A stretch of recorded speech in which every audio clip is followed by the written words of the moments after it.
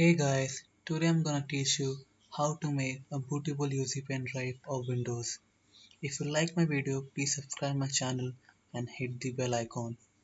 Now let's begin.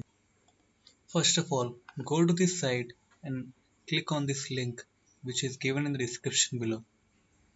And after that click on download tool now, which is a media creation tool. After downloading the tool, just go to your downloads folder and you will see a media creation tool icon. Just double click on that and run the setup. After running the setup, just wait for a few seconds until you get this and then you press on accept. And now from these two options choose the second option, that is create the installation media using a USB flash drive or a DVD.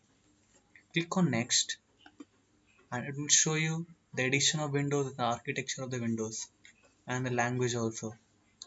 Just click on next again and it shows that the USB drive should be at least of 8 GB. After this, insert a USB flash drive of at least 8 GB and click on next. Choose the name of your USB flash drive. Now it will be getting a few things ready. It will download the Windows setup and automatically it will extract all the folder on your pen drive and it will make your pen drive bootable.